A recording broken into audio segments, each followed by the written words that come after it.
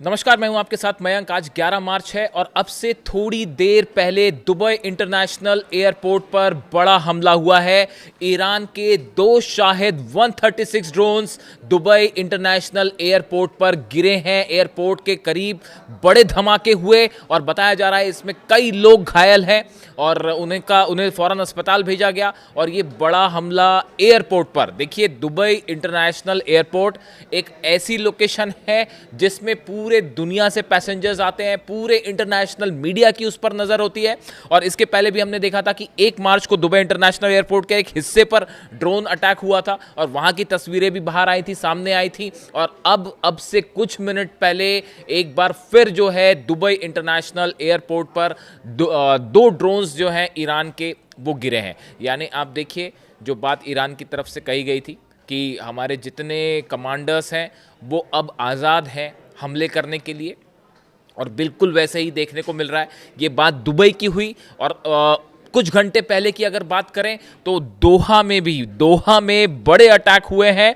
Qatar की राजधानी दोहा में कई धमाके हुए और बताया जा रहा है कि ये मिसाइल अटैक्स थे। देखिए, दोनों चीज़ें अलग हैं। दुबई एयरपोर्ट पर जो हमला हुआ है वो ड्रोन से किया गया, लेकिन उसके पहले जो दोहा में अटैक हुआ वहाँ पे मिसाइल्स गिरी हैं, क्रूज मिसाइल्स गिरी हैं ईरान की, ऐसा बताया जा रहा है। देखिए, गौर करने वाली बात यह है, दुनिया के करीब 12 देश लगातार ये कोशिश कर रहे हैं कि किसी तरह से ईरान को रोका जाए, सीज फायर के लिए तैयार किया जाए।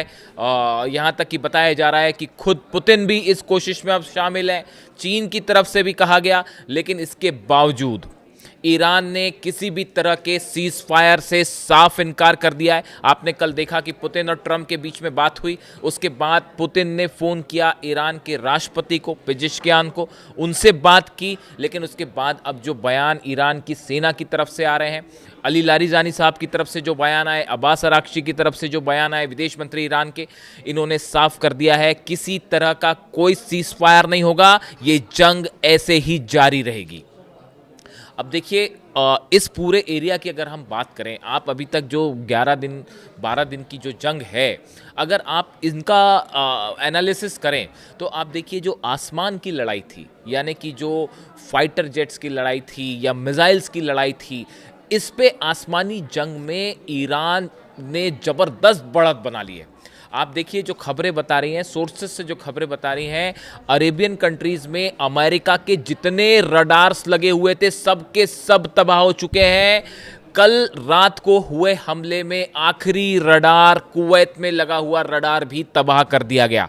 यानी कि अरबों डॉलर्स के जो रडार्स लगे थे, जिनका काम ये था कि जो ड्रोन्स आ रहे हैं, जो मिसाइल्स आ रहे हैं, उनको इंटरसेप्ट करना, उसके बारे में जानकारी देना, वो पूरे के पूरे रडार्स तबाह हो चुके हैं। बताया जा रहा है 7 से 8 लोकेशंस पर रडार थे अमेरिका के जो तबाह हो गए। इसके अलावा जितने थार्ड सिस्टम थे, सिर्फ एक थार्ड सिस्टम बचा हुआ है इस समय अरब देशों में। बाकी जितने थार्ड सिस्टम थे, 4 डिवाइसेस ऐसी हैं थार्ड सिस्टम की जिसके ऊपर जो है मिसाइल्स गिरी हैं, या जिसके ऊपर ड्रोन्स गिरे हैं या मिसाइल गिरी हैं। यानी देखिए, अमेरिका को बहुत बड़ा नुकसान हुआ है, यानी जिसकी कल्पना शायद किसी ने नहीं करी थी। पेट्रियट मिसाइल्स की कमी हो गई है, थर्ड मिसाइल्स की कमी हो गई है। उसका नतीजा यह है कि नॉर्थ कोरिया के पास जो थर्ड और पेट्रियट सिस्टम लगाया गया था, उसको बुलाया जा रहा है। आप देखिए हालात कैसे हो गए अमेरिका के। तो अमेरिका की तरफ से जो नया बयान आया है, आपने सुना होगा शायद, पीट हेग्सेथ जो रक्षा मंत्री, उनकी तरफ से बयान आया है कि हॉर्मूज में जो है वो हम हर जहाज की रक्षा नहीं कर सकते। ये संभव नहीं है कि हम वहाँ पे तेल टैंकर्स को बचाएं। यानी दुनिया की सबसे बड़ी ताकत ये कह रही है कि हम ईरान के खिलाफ जो है वो आपकी मदद नहीं कर सकते। अरब देशों को कहा जा रहा है। यही वजह है कि अरब कंट्रीज ने अब तक ईरान पर हमला नहीं किया, जब दुनिया की सबसे बड़ी ताकत को ईरान झुका रहा है। और 12 दिन जंग के होते होते घुटने में आ चुकी है अमेरिकन फोर्सेस। और बताया ये जा रहा है कि इराक से, जॉर्डन से, कुवैत से, इन सब इलाके से जितने अमेरिकन डिप्लोमेट्स हैं, अमेरिकन अधिकारी हैं, उन सबको वापस बुला दिया गया है, वो सब वापस भाग रहे हैं। कभी भी कोई भी हमला हो सकता है।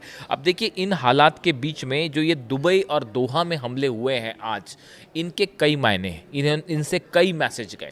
पहला मैसेज ये जा रहा है कि जो इस तरह की बात की अमेरिका के राष्ट्रपति ने कि ईरान की मिसाइल्स ख़त्म हो रही हैं या ईरान पे जो है ईरान अब जवाब देने की हालत में नहीं है, हमने ये तबाह कर दिया वो तबाह कर दिया, ये सब की सब बात गलत साबित हो रही है।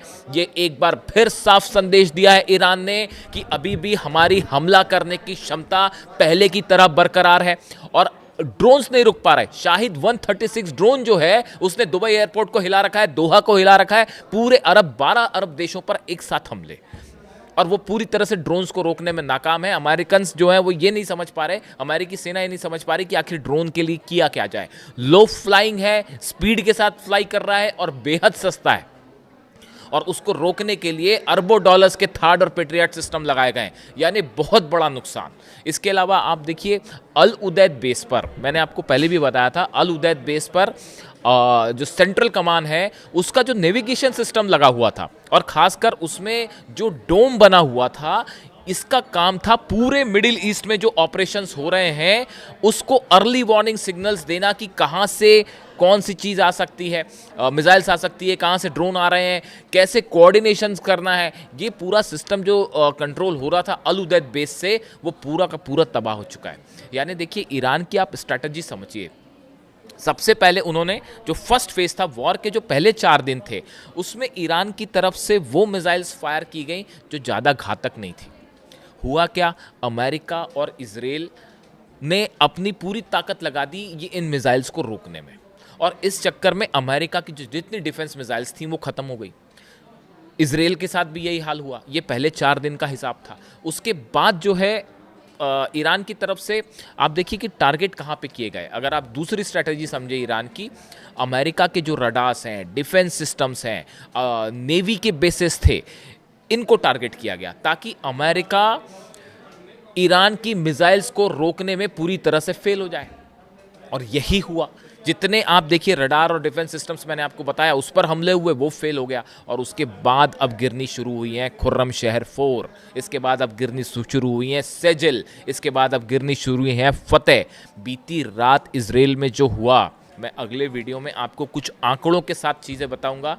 इजराइल में ऐसी तबाही मची है, यकीन मानिए, जो कोई सोच नहीं सकता था। इजराइल के मंत्री की तरफ से बयान आने लगे हैं, मंत्रियों की तरफ से बयान आने लगे हैं कि हम ईरान से लंबी जंग नहीं चाहते। डोनाल्ड ट्रंप कह रहे हैं कि अब जंग लंबी नहीं चलेगी।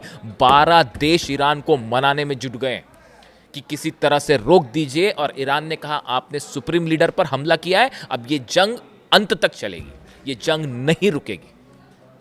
ये आपको पहले सोचना चाहिए था। जो 165 बच्चियों पर हमला किया उसके पहले सोचना चाहिए था। सुप्रीम लीडर पर आपने हमला किया उसके पहले सोचना चाहिए था। आपने हज़ारों लोग जो हैं तेहरान में आज शहीद हुए हैं, इन हमलों में जो है उनकी शहादत हुई है, शहादत ही कहलाएगी वो। अब आप क्या उनकी जानें वापस आ सकती हैं? नहीं आ सकती। तो ये जंग अब नहीं रुकेगी, ये साफ मैसेज है। और हॉर्मुज़ में जो हो रहा है वो आप जान ही रहे हैं। हॉर्मुज़ में जिस तरह से तेल के टैंकर्स लाइन लगा के खड़े हुए हैं, ऐसा लगता है कि ईरान ने दुनिया के 20 देशों को घुटने पर ला दिया है। ये हालात बने हुए हैं हॉर्मुज़ में। और वहाँ पे ये सब बातें हैं कि नेवी जाएगी और एस्कॉर्ट करके लेके आएगी, संभव ही नहीं है। ईरान की परमिशन और इच्छा के बिना हॉर्मुज़ में परिंदा भी नहीं पर मार सकता। कहाँ तो ये दावे हो रहे हैं कि हमने जहाज़ उड़ा दिए। अगर जहाज़ उड़ा दिए तो ले आइए फिर हॉर्मुज़ से जहाज़, जो वहाँ के पानी के अपने आपके टैंकर्स जो हैं वो आप ले आइए। लेकिन वहाँ तो सब कुछ रुक चुका है। इसका मतलब अब भी ईरान की नेवी की ज़बरदस्त मजबूत पकड़ है हॉर्मुज़ में। अगले कुछ वीडियो में मैं इजराइल से जुड़े आपको अपडेट बताऊंगा। लेकिन अभी जो ये बड़े मैसेज आए, दुबई इंटरनेशनल एयरपोर्ट पर हमला और दोहा में हमले, इसने एक बार फिर ये साबित कर दिया है कि अब ईरान ने बढ़त बना ली है इस जंग में। ईरान तेजी से आगे बढ़ चुका है अमेरिका और इजराइल को पीछे छोड़ते हुए। बड़ा सवाल यह है कि आखिर अमेरिका और इजराइल का अगला कदम क्या होगा। एक ऐसी जंग में वो उलझ गए हैं कि जो खत्म होती नहीं दिख रही है। इससे जुड़ा जो भी अपडेट होगा आप तक पहुंचाऊंगा। Thank you so much.